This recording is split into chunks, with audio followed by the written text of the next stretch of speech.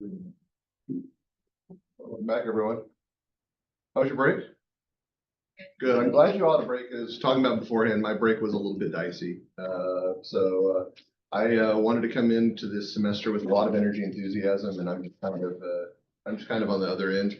That being said, this has traditionally been one of my favorite classes to teach. I always look forward to teaching this class. So hopefully I'll bring some energy, enthusiasm. For AIS and auditing, no energy, enthusiasm whatsoever. The undergraduates suffer.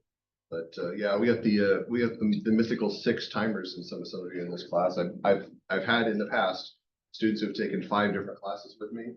I think we have 4 or 5 people that are in the 6 timer. I want to say I know Leah, Dylan, Maddie, Holden, all had me for 221 and then worked all the way up. I'm not missing anybody? That's wow. Okay, well, I apologize if I am, but that's the problem with being tired. All right, I'm going to quit talking about how tired and old I am. We're going to start talking about the class instead. So for those of you who know, this is seminar auditing. This is basically the graduate auditing course. We're going to talk a little bit about this. As far as the way that this course goes, it's going to bear some similar elements as far as structure to what we did in AIS. And for those of you who are in advanced AIS, you'll have a pleasant surprise in that. We will be doing some things that are similar. We'll be doing some things that are different. Generally speaking, we will be meeting in this classroom. We do have the other classroom, 1420, reserved because I plan on doing some data analytics assignments a little bit later in the semester. And I actually asked Dr. Caden if we could have that room, and instead of booking it for like 1 or 2 class sessions, she just booked it for the entire semester. So we now have 2 classrooms. That does not mean that you can now show up in whatever class you prefer. You do need to be in the room that we're in. That also is kind of helpful in the fact that we will be doing quizzes before, and I don't know if you love or hate the quizzes, but the quizzes are my proxy for exams, and so there's no exams in this class. So there's that. The reason I mention that is if you don't have a device that you want to use to take the quizzes, then we do have 1420 available. You can go log in and take the quiz real quick there and come back. All right, so let's just go ahead and get into the nitty gritty. So as far as this course goes, there are some required books that we're going to be using. The required book that you should know about is the Knapp case book. This is one that I've used for a while. I think I've mentioned this to several of you, but Michael Knapp was actually my graduate auditing professor, and I really like the case book. And funny story, I'm actually used as one of the names in one of the cases.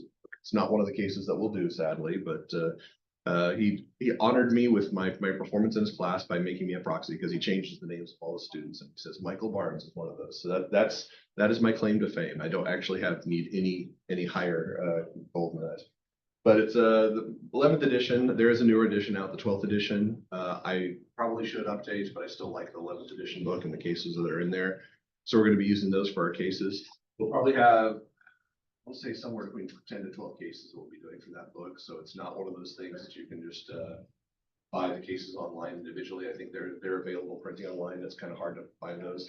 That being said, it's a really cool book. It's really well written. If you ever get a chance to meet Professor Knapp, he is a character. You think I'm a character, like I'm on the low end of the character spectrum compared to him.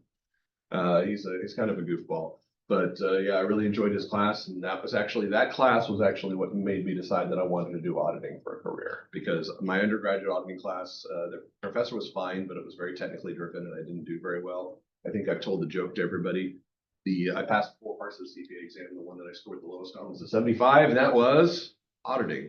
So it was I was kind of driving to avoid auditing, and this changed my mind. Another book that is not at the bookstore that you may not know about. This was one that I was kind of humming and hawing about whether I wanted to include it or not. This is a book by John Carreyrou called Bad Blood: Secrets of Licensed Silicon Valley Startup. So this is a few years old. It's like a 6-year-old book. Has anybody heard of the company Theranos? How about the TV show The Dropout on Hulu? So this is about Elizabeth Holmes and her company Theranos. It is not an auditing book. It does not deal with issues of auditing. It actually does more with auditing related concepts such as corporate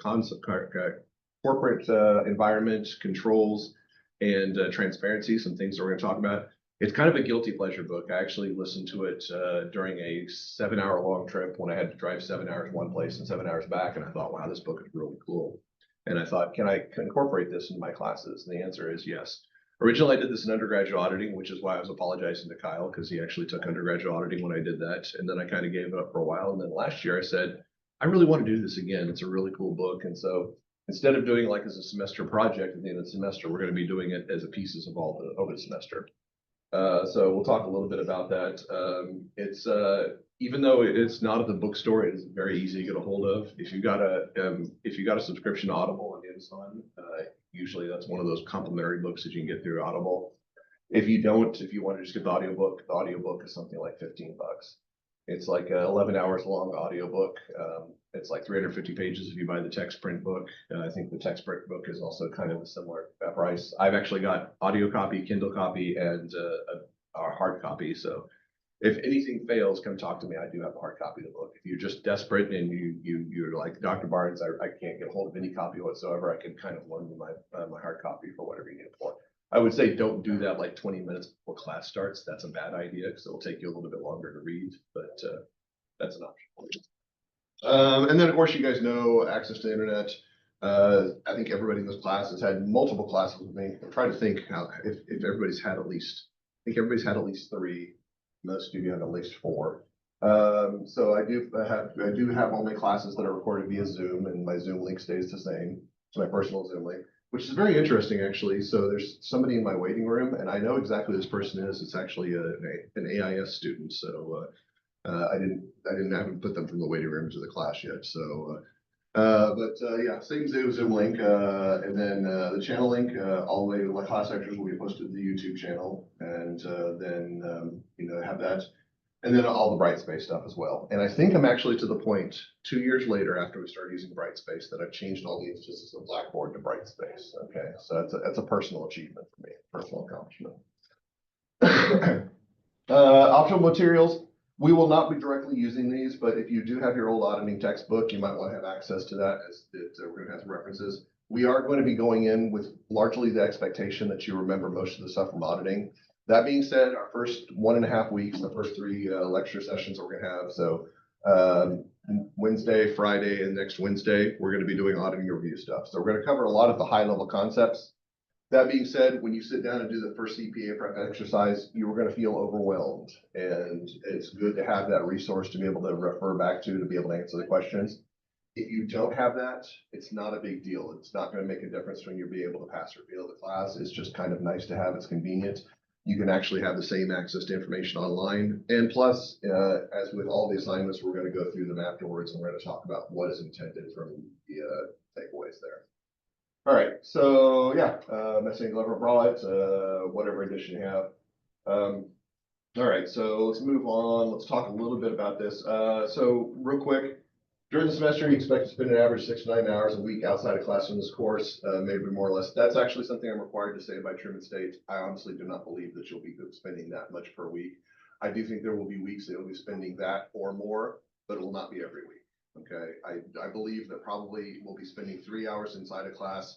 On average, you can probably expect to spend about 3 to 5 hours inside a class. And I probably shouldn't disclose that when it's being recorded, because then my team can come and say, oh, you're telling them something opposite of what's in the syllabus as well. You require me to put something that's misinformation on the syllabus. So I'm sitting here saying fake news. That's fake news. All right. Yeah. So I do believe that there will be some weeks when you have to put in a little bit more work, but that won't be the normal week.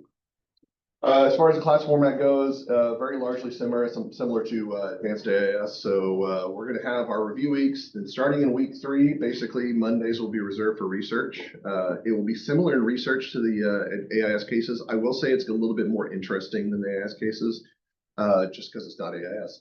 I shouldn't bash my own class, but they're a little bit more dynamic. They're a little bit more subjective in nature, as opposed to being objective questions that I'm trying to put in subjective formats. It's a little bit more about what your impressions are. The NAP cases contribute very heavily to this. They're very, very helpful in that regard. We will have some other cases outside of those that are going to be technical. They're called professional and technical cases. But Mondays will be spent as we did back in the AIS. We've broken up into groups. I think we're going to do groups of 4. It was going to be groups of 4, 4, and 3, but then Kyle joined us, so it's probably going to be 3 groups of 4, which is probably going to be standard for the class. I didn't really like the groups of three. That was the first time I tried it last semester, and it was fine. It wasn't a big deal, but I do think I like groups of four a little bit more. So we're going to try to do groups of four for this particular class. It will be as before. Basically, you'll be shuffled into random groups for 1 week. There will be one person assigned to group leader. Next week, shuffling around. Everybody will serve as group leader. You'll have the group assignments. Again, I think everybody but Madeline and Kyle are familiar with this format, and you guys will pick it up really quickly. Okay, it's actually pretty straightforward. So yeah, Mondays will be the research, Wednesdays will be the discussion where we actually go through and discuss everything. There won't be any formal presentation, but the group leaders will be responsible for responding based on what their group has put together. And then Fridays, we're going to have our quiz. Then we're going to follow that up with our book club reading, where we'll talk a little bit about the book club, the readings, and then we'll also do our CPA prep assignments, and we'll talk through those. All right, so let's talk about each of those individual items just so we're clear on what that means. The professional technical cases, like I said, these are a little bit different than the format for advanced AIS. I've really tried to spice up advanced AIS. It's really, really hard. It's actually not that hard when I've got a good case book for this particular course. So I do think this is going to be a little bit more interesting and engaging. That being said, it's going to be a similar format. You'll come in, whoever's in the groups, they'll get together in your groups, and you'll share your individual question responses, which you'll have to answer before class, just like before. And then you as a group will discuss how you're going to respond to the group questions. The group leader will be responsible for compiling all of the responses, posting those to Brightspace. And then on Wednesday, when we come together, we'll talk about the big picture of the questions and talk about what each of the questions responses were for each of the groups. For the cases, there are usually assigned questions in the cases that you'll be given. I may vary those. I may add additional questions or additional things that I want you to research. But like the very first case that we're going to be doing, it's a company you may or may not have heard of called Enron. There will be a series of questions in the case book that talk about some of the details in there, and you'll be responsible for answering those case questions as part of this. So yeah, that's kind of how we're going to be going through those cases. Again, it will change a little bit. There will be, it's not going to be kind of a one-size-fits-all format. One of the things that is possibly going to happen on February 5th or 12th, we're not sure exactly which the date is yet, FBLA will be visiting. So in all likelihood, we'll be canceling a Wednesday class, which means that we'll be doing like a Wednesday set or a Monday only session. That will be a little bit different than the normal sessions, but for the most part, it'll be Monday research, Wednesday presentation of the results. Okay. It is a little bit more awkward because I do think that the other room is nice for convening as a group, but maybe we can, if everybody says we'd rather be in the other classroom for the group, for the Monday part, we've actually got both classrooms reserved. So we'll start thinking about that as we get closer to week 3. And then, yeah, that's assignments. Keep in mind, those do need to be uploaded. Those are 10 points apiece. Again, as long as you do the assignment, as long as you work with your group, make sure you get everything done ahead of time and get everything in a timely manner, and your group leader doesn't complain about you. I mean, yeah, you should be fine. I think everybody did really well in AIS last semester. I don't think I had any situations where the group assignments I had to take points off for anybody because everybody was pretty consistent on that. So just do that again this semester. As far as the book club goes, there's the readings. These are actually specified in the tentative agenda. You can kind of see readings we're going to be doing here. Our first reading will actually be the prologue, chapters 1 and 2. That's going to be next Friday. So don't panic yet if you don't have the book. The good news is you've got a little over a week to get the book, get the reading done. It's 350 pages. I deliberately tried to make the readings about 30 pages. So you're probably looking at 20 to 30 minutes just for the reading. As far as the reading goes, I will ask one question every quiz on the reading just to make sure you're doing the reading. The question is not meant to be difficult. If you've done the reading, if you actually paid somewhat close attention, it should be easy. You know what I'm saying? Is like if you do the reading like, okay, done, you're not going to get the question correct. Okay. If you spend the time actually reading and not even kind of reading for the meaning behind the content, but just reading for the information, you should be able to get the questions correct. They're going to be fairly basic and straightforward questions. A little bit different from the other questions, but we'll talk about that. And then next Friday, we're going to have our CPA prep assignments. The first one's already been posted. These are actually questions that Becker has allowed us to use. It's through their program called Accounting Master. And these are questions that will actually part of the Becker preparation. So if you're planning on sitting for the CPA exam, this is going to be a good experience for you. If you're not planning on sitting for it, that's fine. Okay. There's dual purpose in this. Part of it is for preparation of the CPA exam. Part of it is just getting a greater understanding of technical concepts in auditing. Okay. But yeah, the idea behind this is being like to expose yourself to what it is that you need to be doing to be able to answer questions of this magnitude. Now, I will tell you right now, you're going to take that first CPA prep and you're going to feel really disheartened because it's going to be much, much harder than anything that we've done in auditing before. I deliberately just picked out really challenging questions, not to intimidate you, not to discourage you, but if I pick the highest level questions and you're able to finally master those, then the stuff below that that's going to be on the audit or the CPA exam is going to be much easier. Okay. So if you do really well in the CPA prep, you should feel really good rooting for yourself. I have had some of my best students in the past say, I didn't get a single question correct, okay, on certain assignments. Not the entire semester, that would be outrageous. But I have had some of my better students and I said, that's fine. It's not a problem if you miss the questions in here. The problem is that if you miss the questions on the CPA exam. So that's what we're aiming for.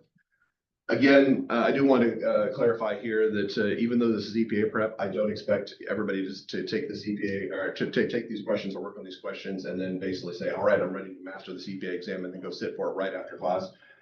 There is some outside preparation. We're not going to be covering comprehensive analysis of topics. It's going to be pretty wide. I would say probably 80%, but that other 20% is pretty diverse as far as the content. And we're going to be ignoring some of the smaller topics. That being said, you should feel really good and it will prepare you for other areas of the CPA exam as well, because this is going to be more about how to answer questions rather than what the specific topics are. All right, so that's something to keep in mind as we're doing this work, is that we're trying to do more of a holistic approach to this. All right, so the quizzes. I think most of you are familiar with the quizzes now. These are going to be pretty much every Friday. I do have exceptions of week 1, so no, we're not going to have a quiz this week. Then week 8, which is the week right before spring break. Then weeks 14 to 15. 14 is because I believe that's the weekend right after, that's the week right after Easter, and we're having Monday off, so we're going to be doing our professional technical cases on Wednesday and Friday. And then week 15, we'll have our semester project presentations. So that's what, a total of 11 quizzes, and they'll follow kind of the same format as they've always followed: 5 multiple choice questions, 3 points apiece. As far as what's going to be covered on the quizzes, it's going to be a combination of information that we covered from the professional technical cases. It's going to be 1 question from the book club, and then usually I will have a question once we get to the CPA prep questions. I will have a question that's reflective of something that we covered in a previous CPA prep. Okay, so for quiz number 1, just for context, quiz number 1 is basically going to cover all of the review material we're about to cover in the next 3 lectures. So all the stuff that we covered back in 417. And then there will be a question from the first readings, first reading from Bad Blood. So 4 questions over the review material, and then 1 question from Bad Blood reading. We get to week 2, week 3, which will be quiz number 2. We'll actually have 3 questions from Enron, 1 question from Bad Blood, and then 1 question from the CPA prep that we did the previous week. And that will kind of be the routine that we're doing. It will vary a little bit. If we have to skip a quiz, then I'll have more material on that was possible coverage. I'm going to try to make sure that I did what I did in Advanced AIS. On every quiz, I will tell you exactly what content I'm covering in that quiz. So if you're curious about what you need to study, you can go look at the quiz.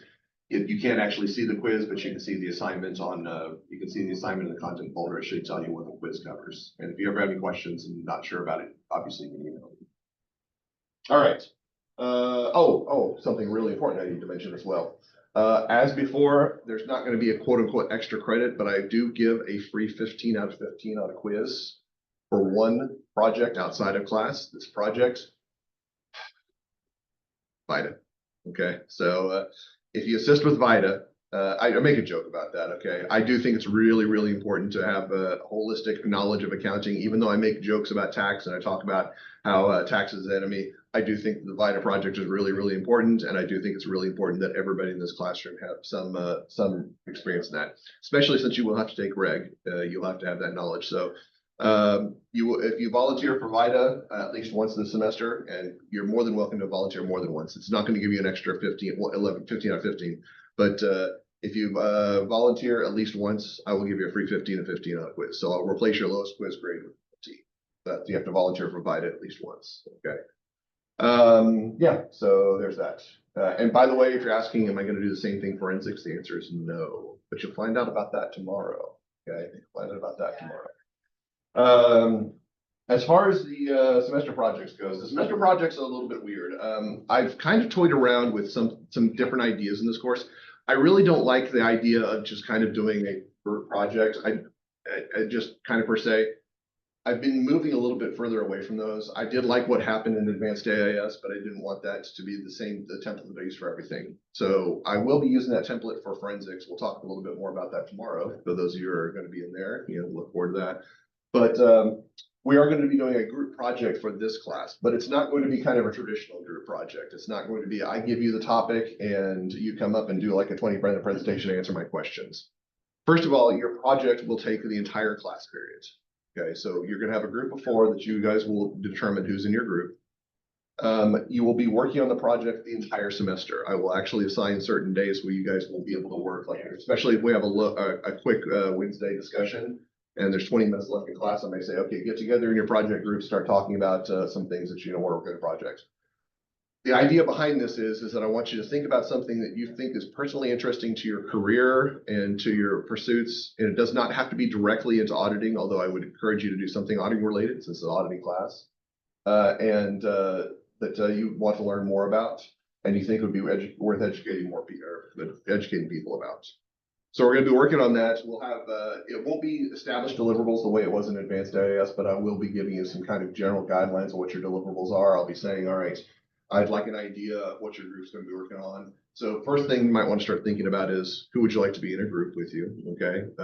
We've got 12 people in the class, three groups of 4. So if you have 3 friends that all agree to be in a group with you, then set that up and go.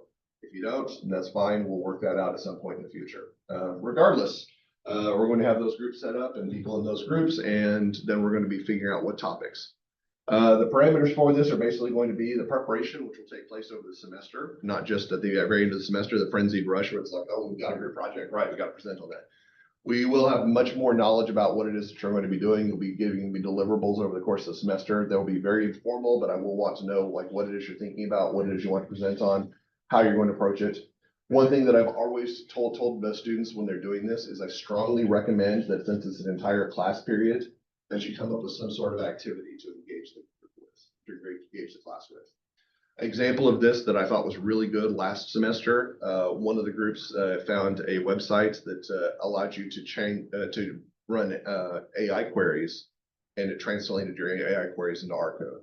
And so I thought that was really interesting. It was not directly relevant to this class because we didn't do any coding in R in this class, but it was relevant to what they were doing in data science, or what you all will be doing in data science. And it was also very relevant to data analysis, some of the very data analysis tasks we've done previously. So basically, they kind of walked us through how we would set up the queries and how we would set everything up, and then exporting the R code so that we could actually run that. And it was kind of interesting, kind of a unique experience, something that I had not been exposed to before that I thought was fascinating. So that's something to think about. Again, big picture stuff. Preparation, 50 points. Creativity is 15 points. If you come up and you present on Enron, you'll probably get a 0 for that, okay? Especially since we're doing Enron. I probably will say you can't present on Enron because that's one of the cases we're covering. And then presentation, there will be a presentation again in the semester. That's going to be brought up based on oral presentation, rubric, and guidelines, and that's 35 points. So this is not all about what that deliverable result is. It's going to be more about what goes on over the course of the semester. And even though the presentation is a class-long presentation, it is not the majority of the points for the assignment. Those are all things to think about. Again, I would be proactive on this, particularly with the group assignments, as you want to figure out who it is you're going to be working with and start working on ideas now rather than later. And then subjective assessment, I have this in every single course. This is just basically my way of saying if you do everything right, you get a reward. If you don't do everything right, you get a penalty, which I realize that probably doesn't work out the way that I'd like it to. 90 to 95%. I'd say in my graduate classes, it's probably closer to 95% of my students get full credit on this one. I very rarely have problems with this. It's closer to 90% in my undergraduate classes. Ultimately, you all know the drill right now. If for some reason you're having issues with this class, like if you can't submit a complete assignment, if you can't submit your assignment on time, contact me. Say, Dr. Barnes, I'm sorry, I'm running behind. Can I submit this in a day or so? And I'll usually say, yes, that's fine. If you don't communicate with me, that's where we start getting into that point, those points right there. Communication is one of the most important. I value that really heavily. Which, by the way, it does actually relate to your career, because you're going to have to learn how to communicate with other people outside and how to communicate with clients. So if you're not comfortable communicating with me, your friend, then how are you going to be able to communicate with your clients when you get to the real world? So that's important to know. Here's the quiz breakdown, or sorry, the grading breakdown. I don't know why I say quiz, the grading breakdown. This is subjective, it could change, but generally speaking, it's going to be 465 points. So participation, I'm not going to spend too much time on this. You all have heard me say this. Some of you 5 previous times, or 4 previous times, I guess. It'll be 5 previous times tomorrow. But I do expect you to be here in class, and when you're here in class, I expect you to work. If you have problems, if there's an issue, make sure you let me know ahead of time rather than after the fact. I realize that sometimes there emergencies come up and it's hard to reach out, but reach out to me at your earliest opportunity. If it's something like I had a big emergency and you let me know a week after the emergency happens, it's really too hard for me to do anything about that. I mean, I don't expect to be the priority, but I do expect to be one of the people that you contact to let me know. Most of the time, I expect you to notify me in advance. Please make sure you're here, 9:30, ready to work. I'm going to try to make sure that we're consistent on that. Yeah, so that's the case. Academic integrity, as with the quizzes and everything. So first of all, the quizzes, no notes. You can't have notes open on your computer. Again, I give you guys a lot of leeway on this because you're graduate students. I don't heavily enforce that. If it comes to the point that I do believe that the people are abusing that privilege, I will shut it down and we'll start having exams again. And nobody wants that, especially not me. Okay. So I do ask you to be diligent about that, and I don't want to try to tell you to tattle on people, because I know that's not a cool thing to do. It's never been a cool thing to do. But if you encounter somebody who's not taking it, or is trying to take advantage of that, or is trying to do something dishonest, you may want to reach out to them and say, all right, give me one shot before I tell Dr. Barnes, don't do it again. Okay. You don't have to come to me and say, like, Colin, you don't need to come to me and tell John. I honestly don't know which one's which right now. So, well, Colin. No! Oh, gosh darn it. I think I missed that more than I get it correct. Okay, yeah. All right, it's just the way it's going to be. It's going to be, John, are you going to be sitting on the right of Holden every time? Yeah, unless we want to. Okay, that's what we're going to do. Okay, so we'll flip it up. Okay, John reporting on Colin. I don't want that to happen. I don't want this to be a brotherhood rivalry that ends up breaking the family down. Okay, so yeah, just please be diligent about that. As far as the assignments itself, I do encourage you all to work together. I think at this level, it's more important than it has been at any point in your academic career. Working together and copying are not the same thing. Okay. All right. If Leah doesn't finish the assignment, says, Dylan, give me all your answers. And Dylan says, oh, I trust you. Here it goes. And the reason I mentioned that specific example is I know that would never happen. Okay. So yeah, please make sure that you are doing your own work, and you can share and you can compare answers, but ultimately you do have to do the work yourself. If you have disability issues, please let me know. I don't think it's happened in the past, but I'm more than happy to coordinate with you if that's the case. Extra credit we talked about. I don't anticipate any additional extra credit in this course, but you never know. We may encounter something. As far as this course goes, please make sure that you know that your success in the course requires both an understanding and the effort. I only get to see one of those. I only get to see the understanding. If you want to demonstrate your effort to me, show up for class, do the assignments, submit them on time, come talk to me when you have problems or issues, and yeah, make sure you are doing your best to convey that you are working hard in this class. I do, you guys know I tend to speak quickly. That's never going to change as much as I try. I say that maybe I'm going to become like when I get into my late 50s, early 60s, I'm going to chill out a little bit, but you never know. It's probably not going to happen this semester, especially since it's something I'm really excited about. When I get really excited about topics, I tend to speak a lot more quickly than if I'm just really, really bored of something. And I tend to get really excited about the topics that we're going to talk about, especially when we start talk about NROM. You're going to notice like my pitch is going to get like an octave higher, and I'm going to be squealing and talking about that. Yeah, this is going to be fun. But if you need me to repeat anything, let me know. And then be professional, come to class ready to work. That doesn't mean you can't joke around, but there's a big difference between coming to class and just joking around the entire time and coming to class work. You can do both, but you do need to prioritize the work. Email, you guys know the drill. Please make sure you email me properly. That's not for my benefit. I know some people have gotten to the, Kirsten's not here right now. Kirsten, she's in Europe. I don't know where she's at right now, Kirsten, she likes to call me Barnes. And so I've kind of accepted that's okay with the graduate students, but do not start an email with Barnes. All right. That's, if you do that in public practice, if you start an email with your partner's last name, they're going to say, I'm sorry, would you like to come to my office and discuss this? Yeah. So I want you to get in the habit of writing emails professionally. So that's why I say you can say Dr. Barnes, you can say Professor, you can say Michael. I don't think anybody in this class has ever called me Michael, but yeah, that is my name. And then make sure you have good grammar, spelling, sentence structure, punctuation, and you want to say something like regards or best wishes at the end. I only ask for that just to make sure people get in the habit of it. I don't try to reinforce it unless it just becomes a problem. There's the old story about one of my former students who actually used the word thank you instead of you. It was really sad. I had to fail him for that semester, and yeah, so he had to take my class twice, which was really unfortunate because he had the highest grade in the course when he was taking it, you know. But the rules are rules. And then let's see, performance is going to be over the course of the semester. If you are struggling over the course of the semester, I'm going to evaluate you on the work that you do, I'm going to evaluate the work you do and the work that you don't do. So if you get to like, this is a problem for me back in high school. I was really good in like my first two semesters, or first two quarters, I guess it was because of the semester. I would get to the first quarter, have A's, first quarter or second quarter, A's or B's. Then I get to third quarter and I'd overwhelm myself because I'd have all these activities and I'd have like C's and D's. And then I'd bounce back in the fourth quarter and I'd say, well, that third quarter shouldn't count because I was really overwhelmed at that point. Everything counts, okay? Everything this semester counts. I think everybody knows that by now, so please make sure you take that advisement. And then last one, you've heard me say before, if there's anything in the syllabus that I don't cover, comes up in class, please consult me for judgment on that.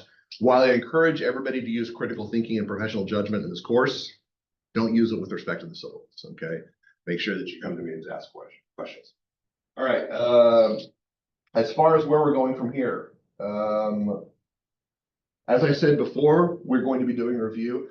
I don't know to what degree everybody is kind of anchored on auditing. I expect Madeline to have like mastery, complete mastery, because she just took this very recently, okay? So you're going to be the anchor which everybody else weighs on there, Madeline. And put that burden on you. I'm just joking. So we are going to cover the detailed concepts, and I can't cover everything that we covered in 417 in detail, but I'm going to try to cover some of the things that I think are most important. And so we'll have that. They will look very familiar because they're based on the 417 slides. Some of them are going to seem more familiar than others. There were some things that you're never going to get away from. Hey, guys, remember COSO? Remember COSO? Thought you were ready to get away from that? It's not going to happen, okay? That's going to stay with you till you die, by the way. Yeah, so I definitely have stuff like that. You'll definitely have the assertions, the evidence, things like that, some things that you need to know. But generally speaking, it's going to be more about concept applicability in this particular course. So I'm trying to keep it at a fairly high level with the exception of the things that you do need to know in a detailed capacity. So if it's not something that I cover in those slides, that's not necessarily something that is not necessarily saying it's not something you don't need to know, but it's just something I don't think is as relevant as things that are in the slides. So that's going to be Wednesday, Friday, and then next Wednesday. We're out of class next Monday. I think everybody already knows that because of MLPJ today. Once we get back, we'll have our first quiz. Our first quiz, as I said before, will be over these 3 review sessions and the first part of our book club. Okay. You will also have a CPA prep assignment, which is already posted. It is 7 multiple choice questions and a task-based simulation. So a couple things to note about this. The task-based simulation, basically, I got really tired of trying to do these in the platform that Becker provides. It's really hard because the window doesn't maximize, so it's a minimal window and you have to scroll through and try to pick through stuff. So I put this into a spreadsheet. I want that noted on my evaluations at the end of the semester that I did all that work to put those into spreadsheets to make it easier for access for you. That being said, there are some typos in the spreadsheets that I try to correct every now and then, but yeah, I try to make this a little bit easier for you to access because I'm more concerned about you being able to understand the full content rather than getting frustrated at navigating the windows that Becker provides. Also, with respect to the multiple choice questions, you are not required to do what you did back in auditing and provide justifications for your responses. That being said, I strongly encourage you to think about them in the same way, okay? As you answer the questions, try to justify why it is you came with a particular answer. Whether you want to write that down or not, I don't care. I'm not going to grade you on that. I'm just grading on completion. I do encourage you, as we're going through those in class, that you make diligent notes. For a lot of the questions, I will do the same thing that we did back in auditing. I will go through every single answer and I will say, why is this answer correct? Why is this answer not correct? So on and so forth. Make diligent notes about that. Again, you will see the questions before, but the idea is not so much that you know how to answer every single particular question, but you can think about them in a rational and logical way moving forward. I will say, from what I've gathered from talking to students, that it starts out really, really hard and it gets much easier as time goes by. The questions themselves, you still will miss questions, but you will be able to move from the point where you think like all the questions have, all the answers are possibly correct to where you can kind of sort between one or two possible answers and get closer to that. Again, do not get frustrated on these first few questions. They are meant to be difficult. Some of them are more difficult than others by far, but that's intentional. I wanted to kind of pick out the most difficult, challenging questions to get you the highest level of preparation I could. We will start with our professional title cases in week 3. All right, and that pretty much does it. Everything's posted online in the Brightspace. I will say I have most of the content done. I am utilizing pretty much the same content that I've used in previous semesters. You're going to notice that I don't have a lot of it posted, and there's a couple of reasons for that. First of all, as I did with Advanced AIS, I'm trying to go this week by week, which was a little bit of reorganization. So I am going through and doing that. Secondly, I'm also doing this for the online section of the course. So for the online section, they're going to be doing the same assignments and the same projects, and I'm trying to organize those as well. So my goal is this week I will have week 3 up. Monday, when we're off from Martin Luther King Day, I'm going to try to work on week 4, and then I should hopefully have week 5 posted up by then. I don't anticipate anybody in this class is going to want to work forward, but if you really just feel enthusiastic and you're just like, you know what, I'm a graduate student, I don't have enough work to do, then you can start working ahead on the CPA prep, and you're welcome to do that. I don't anticipate that being a likely scenario, but I will be building this over time. But yeah, if you actually see, if I go to assignments, you can kind of see that I got all the assignments posted up here. I just don't have them visible to you all yet. So those will all be posted within the very near future. All right. Are there any questions? Anything that I covered or didn't cover or covered and you need more clarification on? All right. Well, then we will be back here on Wednesday for our first review. Have a good day.